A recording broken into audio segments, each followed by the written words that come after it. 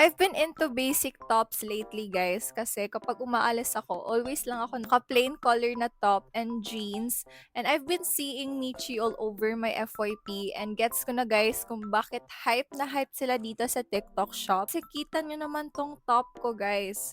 I got this halter top sa shop nila and kita nyo naman, sobrang ganda ng fit niya sa akin, guys. And I'm amazed kasi nasa less than 100 pesos lang tong halter top nila. Got this halter top, guys, in two colors. I have the color brown and color white. And grabe, guys, sobrang kapal ng tela niya. For less than 100 pesos, guys, sobrang sulit na ng pera nyo dito.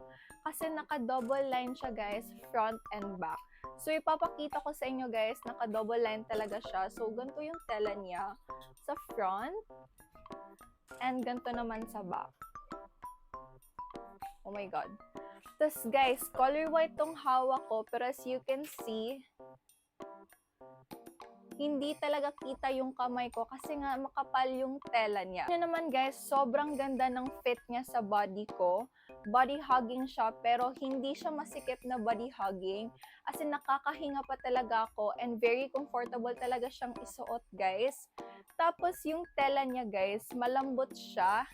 Hindi siya mainit and sakto lang din yung pa-halter niya dito sa sides, guys. Hindi siya uncomfy, hindi siya awkward tingnan. And nagustuhan ko pa dito, guys, hindi siya nakakasakal dito sa my neck part. Kita nyo naman, guys, sobrang ganda niya talaga i-pair with jeans. So if you're like me, guys, na nahihilig na sa mga basic tops, i-check out nyo na to, guys. Ilalagay ko yung link dito sa yellow basket.